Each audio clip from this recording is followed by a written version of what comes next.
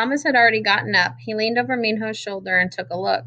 The trunk was large enough that 4 stacks of maps could fit, and all 4 reached the top. Each of the ones Thomas could see were very similar. A rough sketch of a square maze filling almost the whole page. In the top right corner, Section 8 was scribbled, followed by the name Hank, then the word day, followed by a number. The latest one said it was day number 749. Minho continued, "We figured out the walls were moving right at the beginning. As soon as we did, we started keeping track. We've always thought that comparing these day to day, week to week would help us figure out a pattern, and we did. The mazes basically repeat themselves about every month. But we've yet to see an exit open up that will lead us out of the square. Never been an exit." "It's been 2 years," Thomas said. "Haven't you gotten desperate enough to stay out there overnight, see if maybe something opens while the walls are moving?" Minho looked up at him, a flash of anger in his eyes. "That's kind of insulting, dude, seriously." "What?" Thomas was shocked. He hadn't meant it that way. "We've been busting our butts for 2 years, and all you can ask is why we're too sissy to stay out there all night? If you tried it in the very beginning, all of them showed up dead. You want to spend another night out there? Like your chances of surviving again, do ya?" Thomas's face reddened in shame. "No, sorry." He suddenly felt like a piece of clunk, and he certainly agreed. He'd much rather come home safe and sound to the glade every night than ensure another battle with the Grievers. He shuddered at the thought. "Yeah, well." Minho returned his gaze to the maps in the trunk, much to Thomas's relief. "Life in the glade might not be sweet living, but at least it's safe. Plenty of food, protection from the Grievers. There's no way we can ask the runners to risk staying out there. No way. At least not yet. Not until something about these patterns gives a clue that an exit might open up, even temporarily." "Are you close? Anything developing?" Minho shrugged. "I don't know. It's kind of depressing, but we don't know what else to do. Can't take a chance that one day in one spot somewhere an exit might appear. We can't give up, ever." Thomas nodded, relieved at the attitude. As bad as things were, giving up would only make them worse. Minho pulled several sheets from the trunk, the maps from the last few days. As he flipped through them, he explained, "We compare day to day, week to week, month to month, just like I was saying. Each runner is in charge of the map for his own section. If I gotta be honest, we haven't figured out Jack yet. Even more honest, we don't know what we're looking for. Really sucks, dude. Really frickin' sucks." "But we can't give up," Thomas said in a matter-of-fact tone, as a resigned repeat of what Minho had said a moment earlier. He'd said "we" without even thinking about it, and realized he was truly part of the glade now. "Right on, bro. We can't give up." Minho carefully returned the papers and closed the trunk, then stood. "Well, we gotta bust it fast since we took time in here. You'll just be following me around the first few days. Ready?" Thomas felt a wire of nervousness tighten inside him, pinching his gut. It was actually here. They were going for real now. No more talking and thinking about it. Yeah.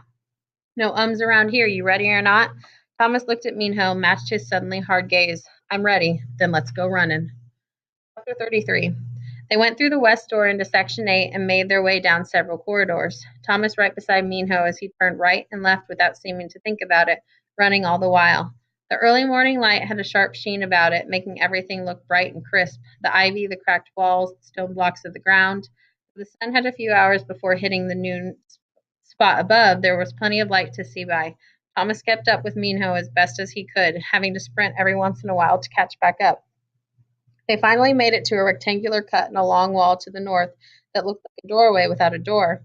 Minho ran straight through it without stopping.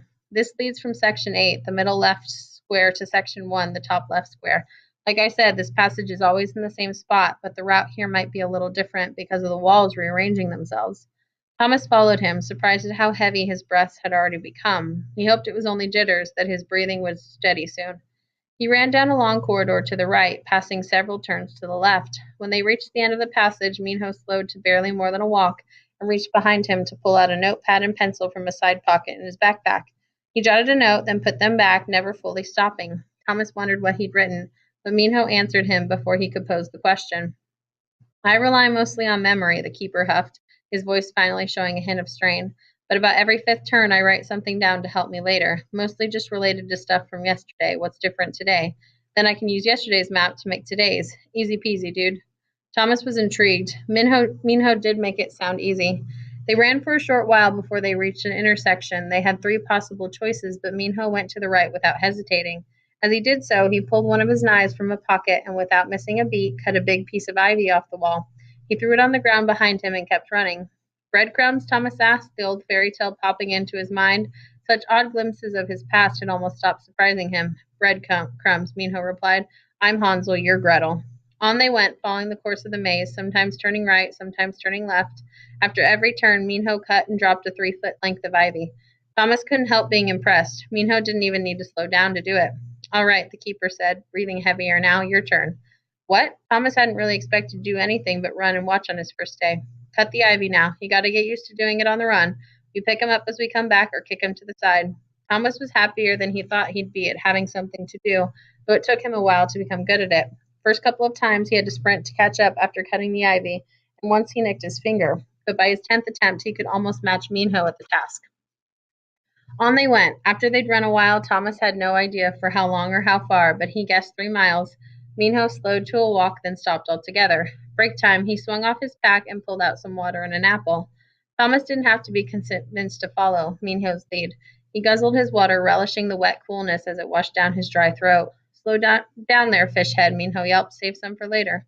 Thomas stopped drinking, sucked in a big, satisfied breath, then burped. He took a bite of his apple, feeling surprisingly refreshed.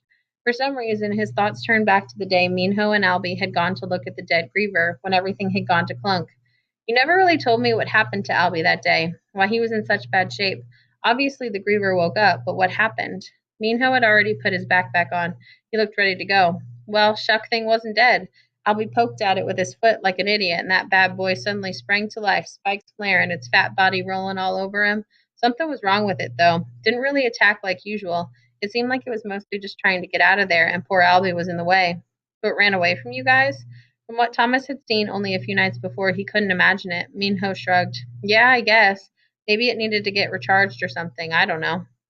What could have been wrong with it? Did you see an injury or anything? Thomas didn't know what kind of answer he was searching for, but he was sure there had to be a clue or lesson to learn from what happened. Minho thought for a minute. No, Shuck Thing just looked dead, like a wax statue. Then boom, it was back to life. Thomas's mind was churning, trying to get somewhere, only he didn't know where or which directions to even start in. I just wonder where it went, where they always go. Don't you? He was quiet for a second then. Haven't you ever thought of following them? Man, you do have a death wish, don't you? Come on, we gotta go. And with that, Minho turned and started running. And Thomas followed. He struggled to figure out what was tickling the back of his mind. Something about the Griever being dead and then not dead, something about where it had gone once it sprang to life. Frustrated, he put it aside and sprinted to catch up. Thomas ran right behind Minho for 2 more hours, sprinkled with little breaks that seemed to get shorter every time. Good shape or not, Thomas was feeling the pain. Finally, Minho stopped and pulled off his backpack once more. They sat on the ground, leaning against the soft ivy as they ate lunch, neither one of them talking much. Thomas relished every bite of his sandwich and veggies, eating as slowly as possible.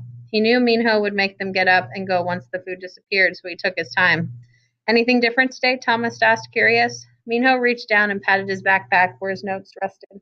Just the usual wall movements, nothing to get your skinny butt excited about.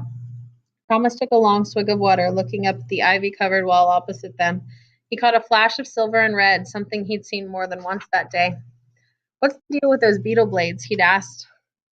They seemed to be everywhere. Then Thomas remembered what he'd seen in the maze. So much had happened he hadn't had the chance to mention it.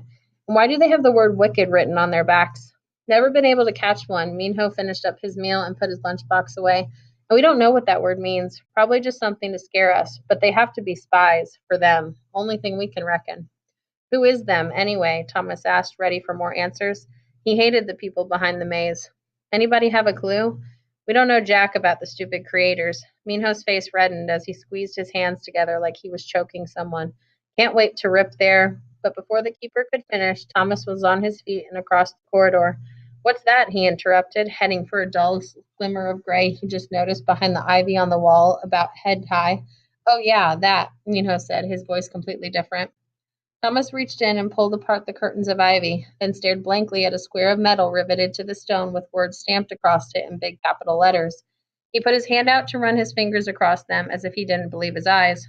World in Catastrophe, Kill Zone Experiment Department. He read the words aloud and looked back at Minho. What's this? It gave him a chill. It had to have something to do with the creators. I don't know, Shank. They're all over the place, like frickin' labels for the nice pretty maze they built. I quit bothering to look at him a long time ago.